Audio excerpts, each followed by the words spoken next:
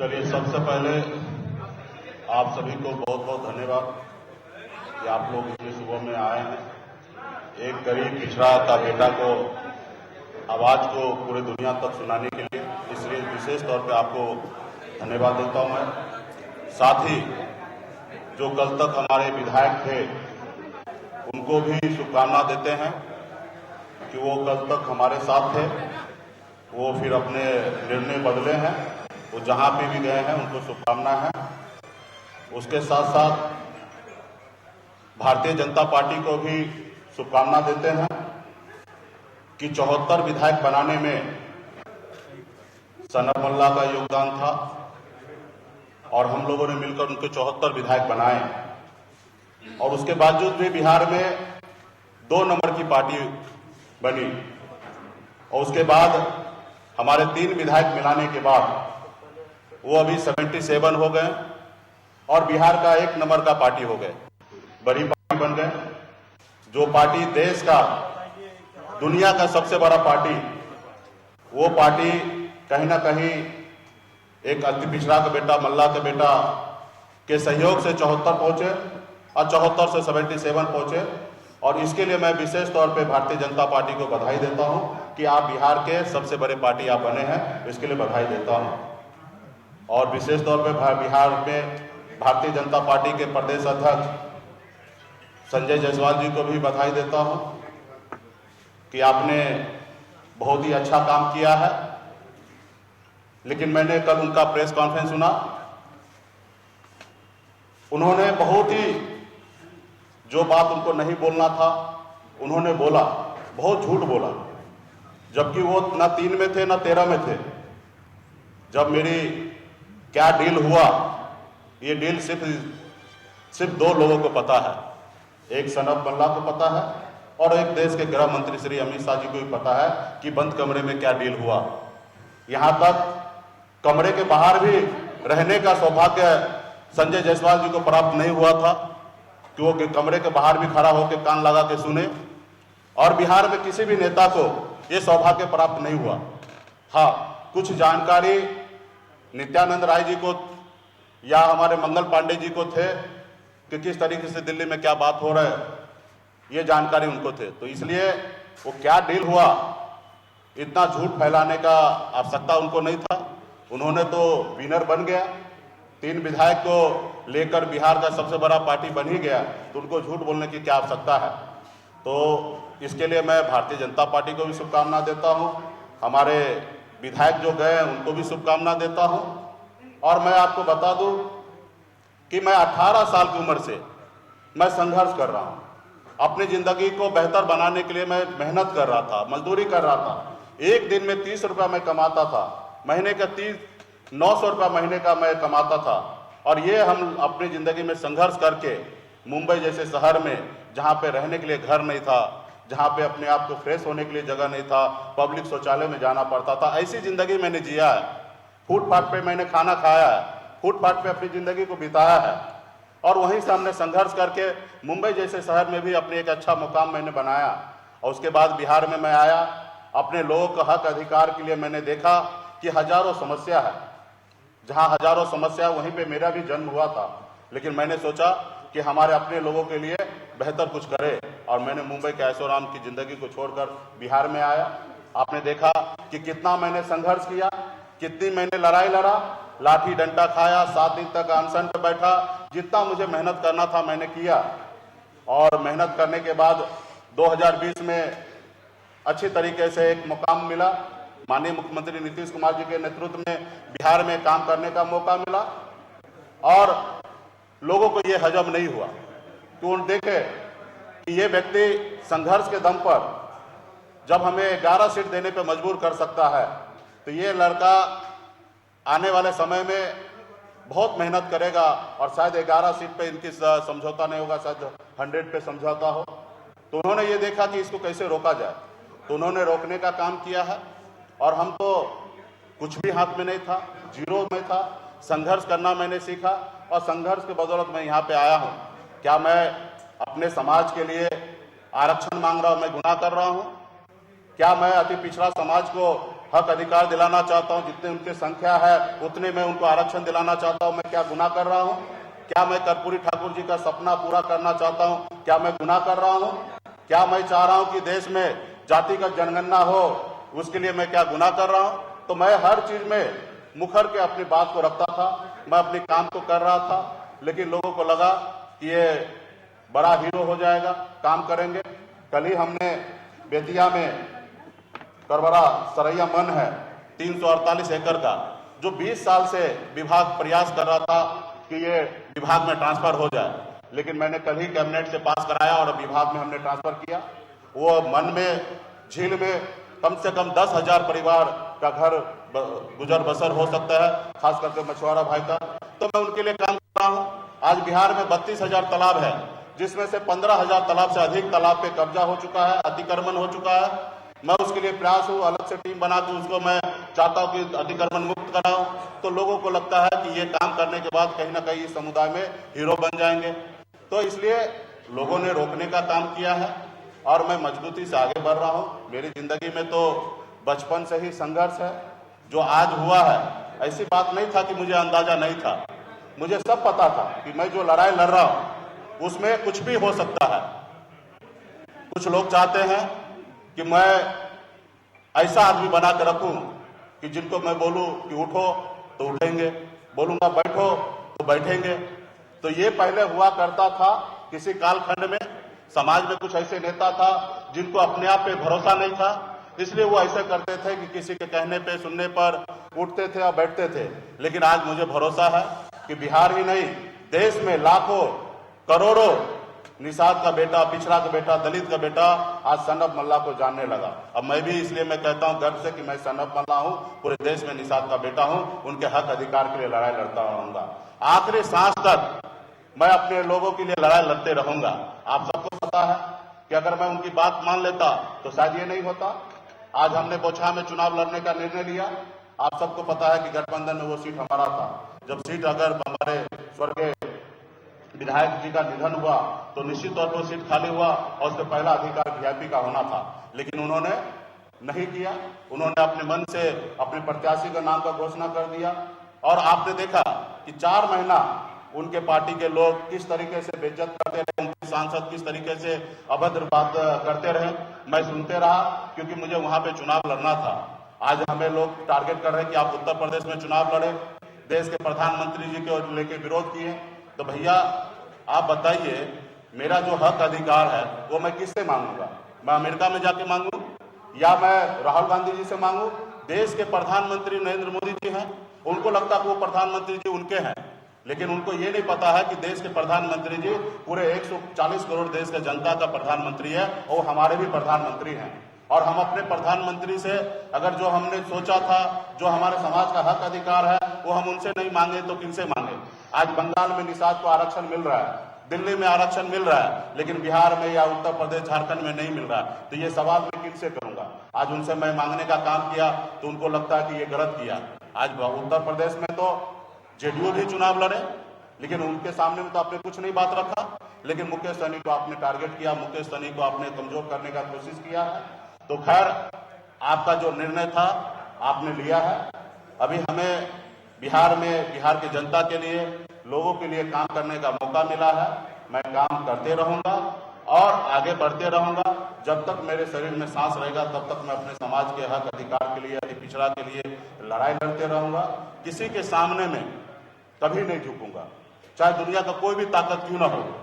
हाँ, कंधे से कंधे मिला के चल सकता हूं। अगर 4 बात अगर आपका मानता हूं तो 4 बात आपको हमारा भी मानना पड़ेगा। अगर आप अगर कहेंगे कि मैं शहंशाह हूं तो मैं इस दुनिया में, इस धरती पर किसी को शहंशाह मानने के लिए तैयार नहीं हूं कि आप चाहे वो जो कर सकते हैं, आप स्वतंत्र है वो सब चीज करने के लिए। तो इसलिए आज जो हुआ है ये कोई बड़ा घटना नहीं है, ये सामान्य घटना है। ये संसार में हमेशा होते रहा। जब गरीब, पिछड़ा, दलित का बेटा आगे बढ़ने का काम किया, आगे अपने लोगों को आगे बढ़ाने का काम किया, तो उनके साथ हमेशा ऐसे होते रहा। आपने अभी हाल फिलहाल में आपने देखा कि चिराग पासवान जी का पार्टी किस तरीके से तोड़ा गया, परिवार में फूट डाला गया, लेकिन क्या हुआ? उससे पहले आपने देखा कि हमारे बिहार के मुख्यमंत्री श्री नीतीश कुमार जी उनकी पार्टी अरुणाचल प्रदेश में 6 विधायक ले लिए। फिर क्या हुआ? तो ये विधायक पार्टी नहीं बनाया, पार्टी ने विधायक को बनाया। पार्टी में लोग आते जाते रहेंगे, हमारे विचारधारा से पार्टी आगे बढ़ेगा और जिनको एक्सेप्ट होगा वो पार्टी में हमारे विचारधारा से चलेंगे, जिनको नहीं एक्सेप्ट होगा वो अपने रास्ता अलग बनाएंगे। तो वैसे लोगों को भी शुभकामना देते हैं कि थोड़ा पेशेंस रखिए, ईमानदारी के साथ रहिए। आपको जो जनता ने आपको चुन के भेजा है उनके पर भी आप भरोसा रखिए। यही नहीं है कि आपको नेम फेम पावर मिल जाए, वही चीज़ है। आज मैं चाहता तो चैन से ज़िंदगी जीता, लेकिन मैंने ये नहीं चुना, मैंने संघर्ष का रास्ता चुना। अब मेरे हाथ में था ही क्या जो मैं खो गया। कल फिर 4 बनाया, फिर 40 बनाएंगे। लोगों का भरोसा अगर हम पे जो रहा तो निश्चित तौर पे हम अपने कामयाब होंगे। तो इसलिए इससे मैं ज़्यादा भयभीत नहीं हूँ, चिंतित नहीं हूँ। अभी मेरा लक्ष्य है कि बोछा में मजबूती से हमारा जो जनाधार है, जो ताकत है, उसको लगाकर बोछा सीट पर लड़ेंगे और जीतेंगे। अब बाकी ज़िंदगी में जो कठिनाई अभी दिख रहा है आप लोगों के सामने में, इससे बड़े बड़े कठिनाई को हमें सामना करना पड़ेगा। आज देखिए, लालू जी ने इतना अच्छा काम करने के बाद भी आज जेल में है। तो ये सब संसार का एक पार्ट है, ये होते रहेगा। इसके लिए हमें घबराने की आवश्यकता नहीं है। इसलिए आप लोगों ने एक गरीब पिछड़ा का बेटा को आवाज़ को देश दुनिया में पहुंचाने के लिए आप लोगों ने हमारे साथ यहाँ पे उपस्थित हैं, तो आप सभी को इसके लिए मैं धन्यवाद देता हूँ। कुछ विशेष अगर आपको बात रखना है, पूछना है, तो मैं शांति से जवाब दूंगा, लेकिन कृपया करके एक एक करके पूछेंगे तो मैं अच्छा रहेगा जी। मंत्री पद आप आगे पार्टी से विधायक रहे राजू सिंह ने कहा कि आप कारोबारी तरीके से पार्टी चला रहे थे जो उन्हें मंजूर नहीं। ठीक है, उनका विषय है, उन्होंने एलिगेशन लगाया। लोग एक हमने 55 में एक कहानी सुना था कि लंगूर है ना, अंगूर के पीछे भागता है। अंगूर मिल जाता तो उसके लिए अच्छा होता है, नहीं मिलता तो खट्टा है। जब विधायक बने थे तभी वो उसको मेरी विचारधारा अच्छा था, सारा चीज़ें अच्छा था, और अब कल नहीं है तो 50 तरह के एलिगेशन लगाएंगे। इससे घबराना नहीं है। कल तो भारतीय जनता पार्टी के प्रदेश अध्यक्ष ने कहा कि हमारा विधायक है, तो उन्होंने प्रोजेक्ट किया, और उससे पहले उन्होंने कहा कि हमने यहाँ से ये किया। तो ये सारी चीज़ें, तो जब इस धरती पर सीता माता के ऊपर भी आरोप लगा दिया, उन्हें भी अग्नि परीक्षा देना पड़ा, तो मैं कौन सा खेत की मूली हूँ। तो इस तरीके से चीजें होते रहेगा। आगे बोलिए, मंत्री पद बरकरार रहेगा या फिर इस्तीफा देंगे आप? देखिए, मंत्री बिहार में बनाने का काम माननीय मुख्यमंत्री नीतीश कुमार जी ने किए हैं, और उनका विशेष अधिकार है कि इनको मंत्री रखना नहीं रखना, ये अधिकार उनके क्षेत्र में है। वो जो निर्णय लेगा वो उस निर्णय के साथ मैं रहूँगा। माननीय मुख्यमंत्री जी जो भी निर्णय लेंगे उन निर्णय के साथ रहेंगे। इसकी जवाब आपको माननीय मुख्यमंत्री जी देंगे।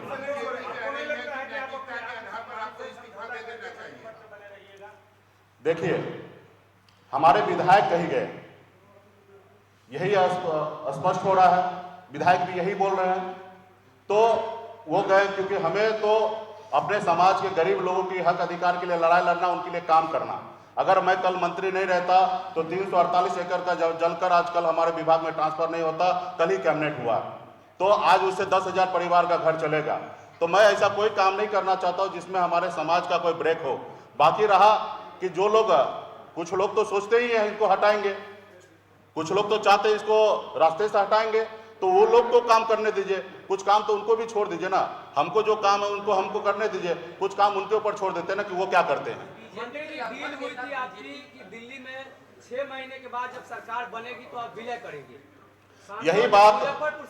यही बात हमने पहले कहा ना कि बंद कमरे में 2 ही लोग थे, गृह मंत्री जी थे और मैं था। उस बीच में जो हुआ 2 ही लोगों को पता है, और बिहार के कोई भी नेता गेट तक भी जाने का उनका ये नहीं था कि कान लगा के सुनेंगे। तो ये बात को स्पष्ट माननीय गृह मंत्री जी कर देंगे तो ये बात को मैं भी सत्य मान लूंगा। इस बात को गृह मंत्री जी को जिस तरीके से संजय जायसवाल जी बोले हैं या अन्य नेता बोल रहे हैं, वही बात को गृह मंत्री जी अगर सामने आके मीडिया के सामने बोल देंगे तो इस बात को 100% सच मान लूंगा और इसके आगे एक भी शब्द नहीं बोलूंगा। देखिए, हमारे साथ पूरे बिहार की जनता है और हमारे अपने लोग हैं, और निश्चित तौर पे सबका सिंपैथी हमारे साथ है। क्या आप हमारे साथ नहीं हैं? आप भी हमारे साथ हैं, इसलिए आपने एक गरीब पिछड़ा का बेटा को आवाज़ को पूरी दुनिया में सुनाने के लिए आप आए हैं। तो आप भी मेरे साथ हैं। वही है, कुछ लोग सामने से होंगे, कुछ लोग पीछे से होंगे, कुछ लोग घर पे से होंगे, कुछ लोग दिल में रखेंगे, यही होगा। बीजेपी के लगभग नेता ऐसा क्यों कह रहे हैं कि नैतिकता के आधार पर आपको इस्तीफा दे देना चाहिए? बीजेपी का नेता को नैतिकता के आधार पे हमें इस्तीफा दे देना चाहिए, उनके मुंह से शोभा नहीं देता है। जो व्यक्ति बिहार में सबसे बड़ा पार्टी किसी को छीन कर बनना चाहता हो, वो व्यक्ति को ये बोलने का शोभा नहीं देता है। 2 महीने बाद आप एमएलसी नहीं रहेंगे, उसके बाद भी आप 6 महीने मंत्री रह सकते हैं। क्या जदयू और राजद की तरफ से कोई भरोसा दिलाया गया है? देखिए, राजनीति है, राजनीति में हम काम करना जानते हैं और आगे का रास्ता भी बनाना जानते हैं। आगे का रास्ता क्या होगा वो आप लोगों से छिपेगा नहीं। हम आगे काम करते रहेंगे, संघर्ष करते रहेंगे, चाहे वो 1 साल में हम अपने संघर्ष को पूरा कर ले, 2 साल में कर ले या 13 साल में कर ले, हम अपने संघर्ष के रास्ते पर रहेंगे, संघर्ष करेंगे। क्या आपको लगता है कि यूपी चुनाव में आपने बहुत बड़ी गलती कर दी? नहीं, मैंने कोई गलती नहीं किया। उत्तर प्रदेश जाके उत्तर प्रदेश में हम अपने समाज को, लाखों लोगों का भरोसा मैंने जीता है। हमारे जो एजेंडा है, मुद्दा है, उसको साथ में खड़ा हूं और उसके लिए अगर जो भी मुझे कुर्बानी देना पड़े उसके लिए मैं कोई अफसोस नहीं है।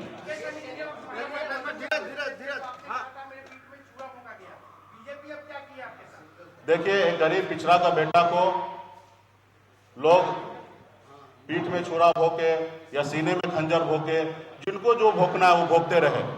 हम हमारे आखिरी सांस तक हम लड़ाई लड़ते रहेंगे, अपने आखिरी सांस तक लड़ाई लड़ते रहेंगे, अपनी मंजिल को प्राप्त करेंगे। संजय जायसवाल का एक कहना है कि बोचहा में जो आपकी डील हुई थी उस समय 11 सीटों की, उसमें बेबी कुमारी को आप टिकट देने वाले थे, लेकिन रातों रात आपने फैसला बदला और भाजपा उसी का बदला अभी ले रही है। संजय जायसवाल ने कल ये बात कही। ठीक है ना, हमने कहा ना कि जो भी डील हुआ तो माननीय गृह मंत्री जी को आके बोलना चाहिए। डील क्या हुआ वो मुझे पता है। वो डील को अगर मैं इस जगह सार्वजनिक कर दूंगा तो मुझे लगता है कि देश के लिए अच्छा नहीं होगा। तो इसलिए वो डील को हम यहाँ पे नहीं बोलेंगे तो वही ज्यादा अच्छा होगा। हम अपने रास्ते चलेंगे और उनको लगता है कि ऐसा डील हुआ तो वो सामने से गृह मंत्री जी ही बीच में थे, वो उनको आके बोलना चाहिए। ये सैनिक टूटे हैं या मजबूत हुए? आप लोग की इधर से भी कुछ आपका मैडम सवाल बोलिए। अरे, हम लोग तो पंगा लेने वाले ही लोग हैं। उस कुल खानदान से आते हैं कि हमारे लोग, हमारे पूर्वज श्री रामचंद्र जी को नैया पार लगा दिए और हम अपने नैया को किसी और के भरोसे नहीं छोड़ने वाले। रहा कि हम लड़ाई लड़ने के लिए तैयार हैं किसी से भी। आपने हमारे फूलन देवी को आपने सुना होगा उनके बारे में। एक छत्र चंबल में उनका ताकत था, लोगों ने किस तरीके से उसको साइड किया, किस तरीके से अत्याचार किया। तो ये हम लोगों के साथ हमेशा ऐसे होते रहा है और मैं अपने वजूद से कभी समझौता नहीं किया है। चलिए, बहुत बहुत धन्यवाद। आप लोगों का समाप्त हो गया। धन्यवाद। लगातार आपने कहा छोड़ो, धीरज बंद करो।